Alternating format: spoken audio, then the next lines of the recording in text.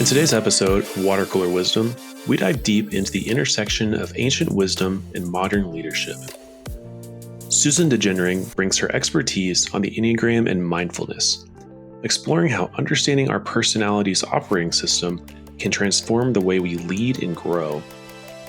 Get ready to uncover the hidden drivers of behavior and learn practical tools for mindful leadership. Hello, and welcome to another episode of Water Cooler Wisdom. I am Jake Blocker. And I am Rachel Grail. Great to see you again, Rachel. Yes, good to be here, Jake. Always a pleasure to see you too. So today we're kind of digging into Enneagrams and kind of mindfulness and the connection there. Enneagrams being one of the many assessments that are out there. So many assessments out there. There's so many. I mean, DISC, Myers-Briggs, Enneagram, and that's just the three I'm thinking of right now. But I know there's 155 more at least. Clifton Strengths, the Human Element, and on and on and on. What color is your parachute? I think is another one. Oh yeah, I remember that one. Yeah. What are your thoughts and feelings around all these assessments and how they impact us? I do love an assessment because I love a point of entry for conversation. And I think self-awareness is always a good place to start. And I have to be honest that I'm a little suspicious and have been a little skeptical of any assessment that says, oh, well, you're this thing. And there's like, you will always be this thing. That kind of defining ourselves by a category. I think anything that feels like limited and incapable of growth or change, I'm like, I side-eye that a little bit. Yeah.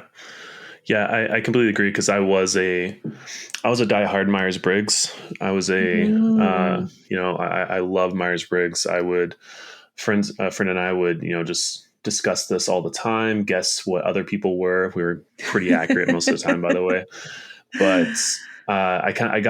over the years, I felt the same way of myself as an introvert. I was like, all right, well, that's why I can't do anything. That's why I'm terrible in social settings. And so I'm just never going to be good in social settings. Very convenient. Yeah. Sorry, exactly. I can't go. I'm an introvert. I guess I'll stay home tonight. I'm too introverted. No, thank you on stretching. Easy excuse. No, but I think it was once I could kind of let that go, I felt a little bit more at ease with doing things, and still won't catch me in many social settings, but I do my best. I will say that I did have the benefit of getting my Enneagram done by our guest today, and she walked me through it, and she used a really thorough assessment. And what I found in it was that there was actually a lot more flexibility and opportunity for growth than I had originally sort of judged. So I had to look at my own bias there. And when I did dive into it, I was like, oh, actually this can be an opening for just a little bit more context, a little bit more awareness, and in some ways be a catalyst for growth by having that awareness. So I changed my mind somewhat before all you Enneagram fans come for me. So I'm excited to talk about it today. I think it'll be really an insightful conversation. Love it. Well, I think that's a perfect segue to roll it right into it. So you ready to get going? Yeah, let's dive in. All right. Well, welcome back, Susan. Let me give you a reminder of who Susan is. So Susan is a senior consultant for Interaction Associates and former director of product development for Interaction Associates. She's also an organizational mindfulness teacher and professional Enneagram leadership coach, and the founder of Still Mind Coaching Solutions. Welcome back, Susan. Great to have you. Thank you. Always great to be here with you too. Yes. So Susan's coming to us with a topic of leadership and individual developments on which billions are spent each year in organizations with a distinctive perspective based in both of these traditions, the Enneagram and the mindfulness. So Susan, just to kick this off a little bit, can you briefly define these two things for us, the Enneagram and the mindfulness? Sure. So the Enneagram is a personality assessment with really ancient roots, going way back to the time of Pythagoras. And Aristotle and way back. And right now in modern times, it's used to help people see the inner workings of their personality, I like to say. We've all got gifts and virtues, and we've all got blind spots and defense mechanisms that we engage in. And a lot of these are unconscious. And so the Enneagram does a really great job at helping bring them to more conscious awareness so we can do something about them. And I use it in my coaching practice all the time. It's a most amazing tool. And mindfulness is also a tradition with ancient roots. It's in the contemplative practices of many of the world's, great major religions, including Christianity, Judaism, Islam, and of course, it's most well known for Buddhism. But lately, the last 10 or 15 years, as the neuroscience, technology, and research has evolved, the non-spiritual secular form of mindfulness has become the subject of a lot of attention from organizations for the benefits it can bring to help people improve their performance, their self-awareness, their ability to recover from burnout, their ability to manage stress, etc. So, and when we say mindfulness, we simply mean, and this is the classic Jon Kabat-Zinn definition, the awareness that arises from paying attention on purpose in the present moment without judgment. Mm-hmm. So both of these tools from ancient traditions have profound applications and impacts today in organizations. I love that. I've always felt that awareness is kind of the starting point for any kind of change or growth. Yeah. So for our listeners, could you paint a picture for us? Like, what does the integration of these two traditions look like in the world of leadership and in individual development? How does this show up? Well, the premises as leaders, let's talk about leadership first. Our jobs are, broadly speaking, obviously, to manage people and processes towards a goal. We all know that because we've all been in leadership positions at Action Associates. And for individuals or colleagues, we also need to manage our relationships and our processes so we can collaborate, so that we can embody what we call at IA collaborative intelligence as we work together to produce something. And some people seem to be better at it than others. And sometimes the why of that is a mystery. Yeah. Is it nature? Is it nurture? How does this all happen? So as an example, did you want to say something, Rachel? Oh, I was just going to say, some people are better at it than others, and some days it's easier than others. Right, exactly. Right. So as an example, you might have a leader who's this incredibly visionary, upbeat, inspiring kind of leader. People love him. They want to be on his teams. They want to follow him. He's warm. He's highly personable and engaging, and people feel really valued and good in his presence. I'm sure, hopefully, our listeners and you two will have experienced people like that. But sometimes, after a time, people, the sort of bloom goes off the rose and they start to feel disappointed or disenchanted because he doesn't stick with a plan. He doesn't move the projects forward without, changing course or re-envisioning or going after the latest shiny object and creating a new plan and then creating a bit of chaos. Yeah. So, right? So is he a bad leader? In the traditional way that people might look at leadership in organizations, they might say, yeah, this guy's a problem leader. I say no. I say he's just at the mercy of his personality structure. And unaware, speaking of awareness, Rachel, unaware of what's driving his behavior. Yeah. I like that personality structure. And could you go into that just a little bit more? What impact does that have in the ways we behave at work, our personality structure, as you say? Yes. Yeah, I like to call it our personality's operating system. our POS. Well, means other things too. Right. Okay. It does. It does. Okay. Touche, Jake. Some people are like, yes, very applicable, very relevant. Yeah. Anyway, please continue. That's all right. So you guys, we all have the best and the worst in us, and our personalities span a continuum of behavior. And we're not just one sort of unified, calm, in control consciousness that behaves perfectly all the time. Would it be so? But it's not. Despite what people expect of us, our partners, our bosses, or some idealized competency models claim we should aim for in terms of our behaviors. So lots of things throw us off balance. There are things on the outside, of course, like, okay, there's organizational context, like there's been a merger and your job is threatened, or there's pressure of insane milestones or difficult relationships you have with people you work with. But there's also these internal variables, such as what motivates you? What are your fears? What are your defense mechanisms? And what's in your blind spot? And these are all functions of this personality operating system, which underwrites really specific behavior patterns.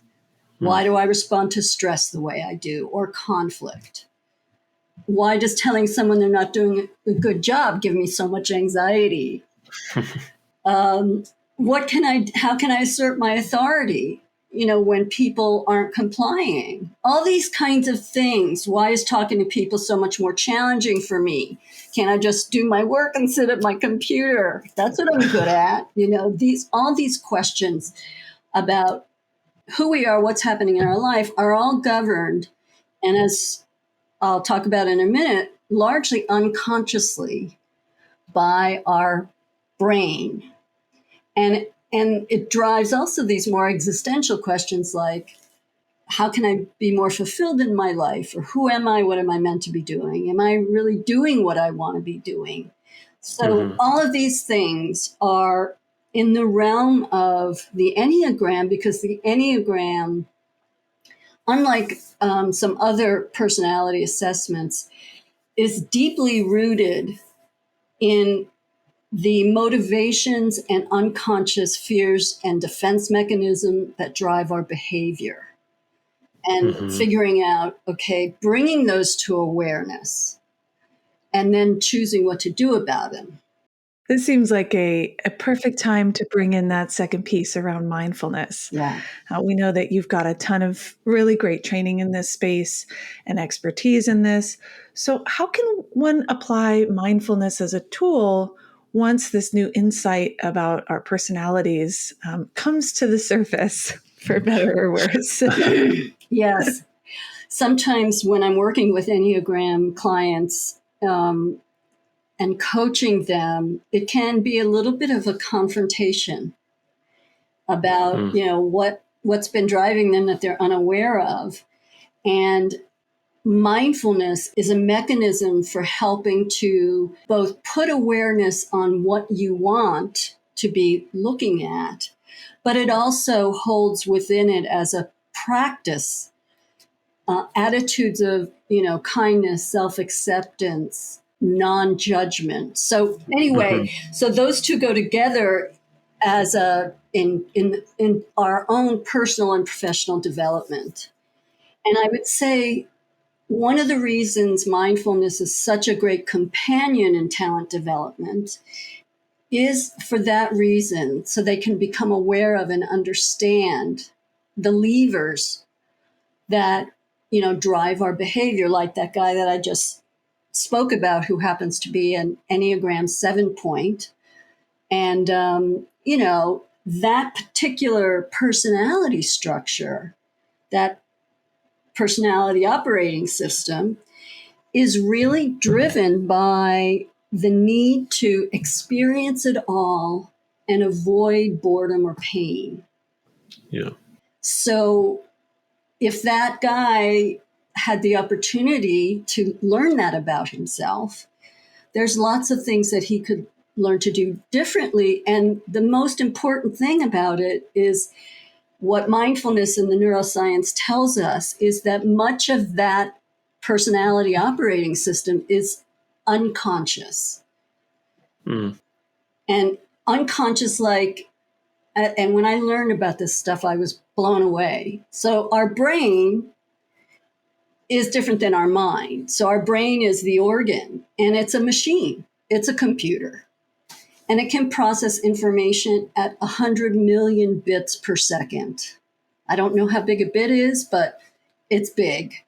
100 million of whatever it is big. But only 50 to 60 bits per second actually makes it to our conscious mind. So that's like 99.99999% of our mental faculties are underneath our consciousness. So what our brain learns and analyzes and decides to focus on and bring to our conscious awareness is huge.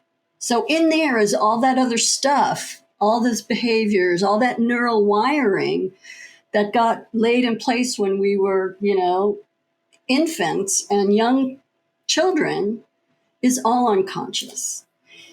So what's a great... That explains so much.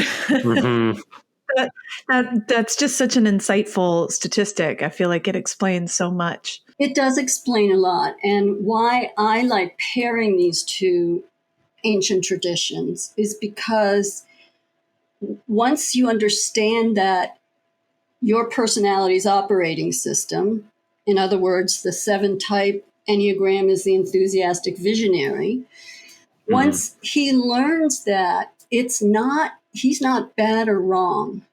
Science tells us you're not bad or wrong. The Enneagram tells us you're not bad or wrong. You are just operating how your operating system is designed. So once you understand and can become aware of these levers, you can do something about them.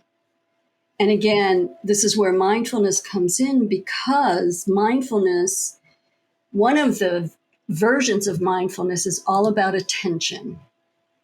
So focusing attention. You don't have to sit on a cushion for 2 hours a day and focus on your breathing as a yogi aesthetic.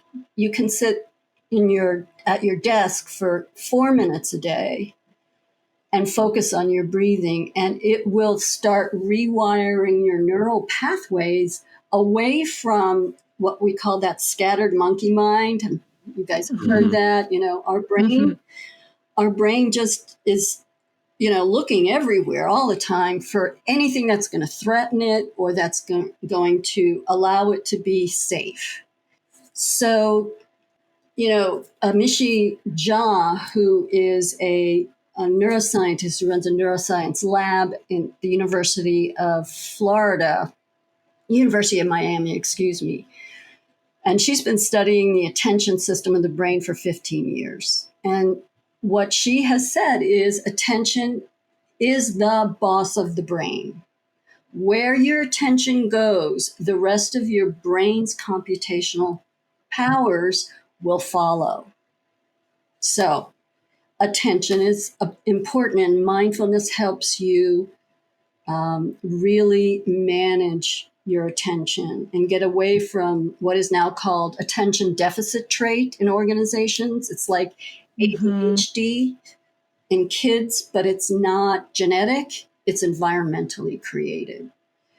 So you put these two things together, the Enneagram, where you get to see your patterns, and the ability to be non-judgmental and more present to what is so without getting totally triggered into your defense mechanisms, means that you can make choices about how you want to be. Right.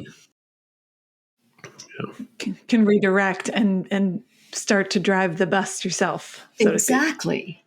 That's exactly right. I love that analogy. Yeah. There's a thing in when you're riding a motorcycle, they teach you to, when you're coming up in a tight turn, they teach you not to, if you look ahead, you'll go where you look. So they teach you to look through the turn. And that just comes to mind for me, that if there's a bit of I think a default mode to like Yes. answer all the pings as they come in and be, oh, something's grabbing my attention. That's right. But if I can put my attention on where it is that I want to go ultimately and have some awareness of those default modes and strategies, it becomes, I love how you said, now we have a choice. Now we have some of our own agency in the matter. And isn't that what development is all about? To say, I'm going to decide how I respond. Right. Rather than, yeah. And that moment of awareness, and Sharon Salzberg calls that, a famous mindfulness teacher, the magic moment. That moment when you catch yourself engaged in this, oh, I have to experience it all. I don't want to get bored. I'm afraid of that. And that instinct for that 7 leader to go, oh, that's a great thing we should be doing. Let's start that. We'll sort of abandon that strategy and go to this strategy. You catch yourself. As a 7, this is very familiar. I didn't choose that point intentionally, but I chose it because it's very recognizable. I love it. But yeah, I mean, Rachel, you could speak to, now that you're more aware of some of those underlying defense mechanisms or fixations and how they have directed your behavior over the years. Yeah, it's been really powerful to just notice that. And in a way, I feel comforted by the fact to say, oh, it's not just something that's wrong with me, that I lack focus and discipline. I'm just very enthusiastic and excited about what's possible. And so recognizing when it is that I need to make a choice to follow through, and also getting the right level of support when I'm collaborating with others, it's been really powerful to have this insight. I'm so glad to hear that. And you're making me really think again about, I just read a recent article about, why being self-critical does not help us change our habits.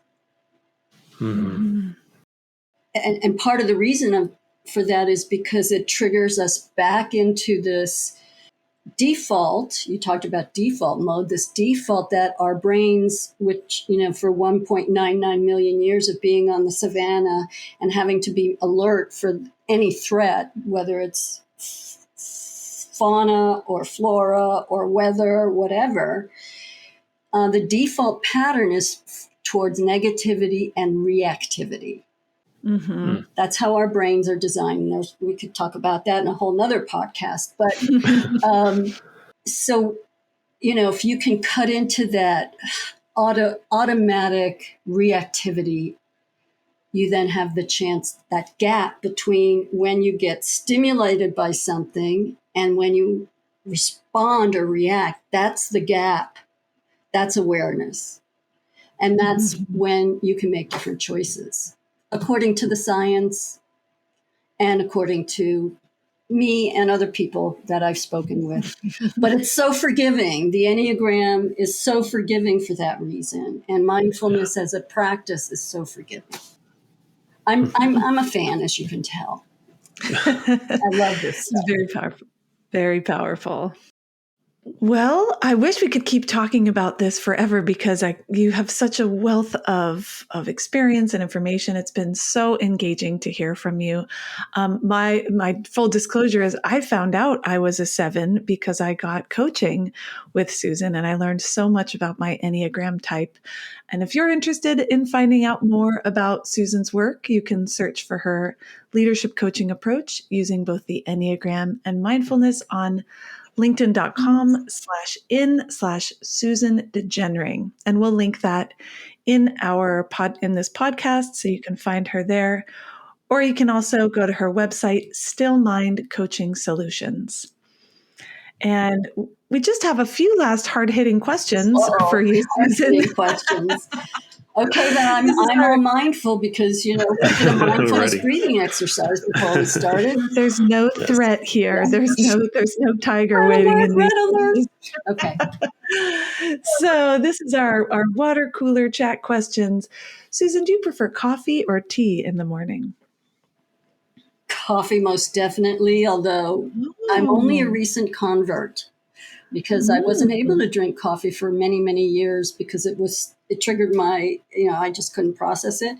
It made me so hyper. But now I love it and I can't be without my morning cup of joe. Now that you have such a strong mindfulness practice, the coffee just is it a negatively impacted. Right, exactly. You have a morning or evening work style?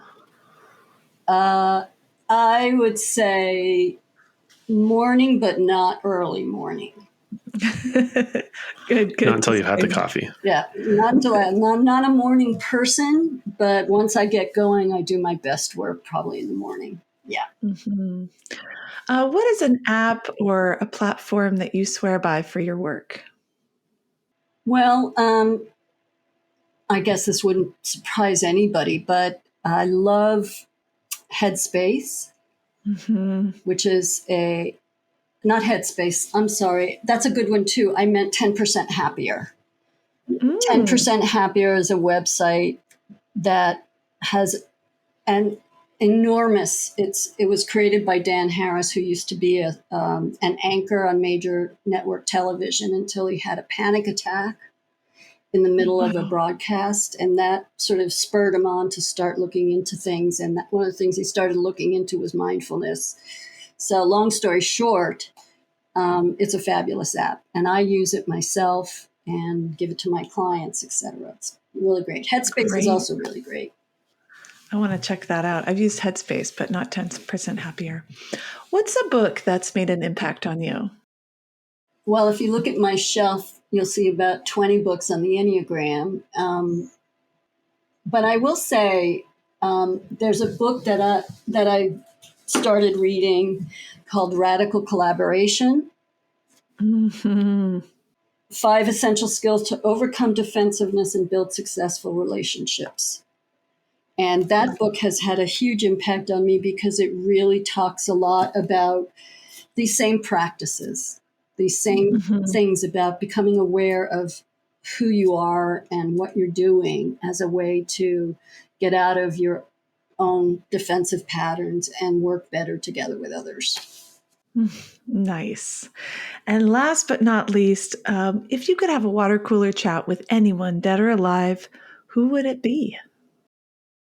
I lived in South Africa for a large part of my teens and my early 20s. And so, of course, I never thought apartheid would fall in my lifetime. It was still fully entrenched. So for me, it would be the two architects of the downfall of apartheid, Nelson Mandela, of course, and Prime Minister who was in power at the time. Anyway, I can't think of his name, but I'd like to talk to those two to see how they came from such diverse parts of the, political and social order to change us a state of, racial inequity and so on and so forth. Pretty amazing. That would be a fascinating conversation. Thank you. That was fun. Thank you. Always good to talk with you. Yeah, thank you so much, Susan. This has been a great conversation and great to have you. I'm sure we'll have you again. It sounds like we have much more we can talk about. So thank you again. Thanks for having me. And thanks, everyone. And we'll catch you next time at the water cooler. Bye, everyone. Thanks for listening to Water Cooler Wisdom. This podcast is brought to you by Interaction Associates, a leading professional development and leadership training organization whose mission is to help people work better together. If you'd like to learn more, visit interactionassociates.com. If you have questions, comments, or are interested in collaborating with this podcast, you can email us at watercoolerwisdom@interactionassociates.com.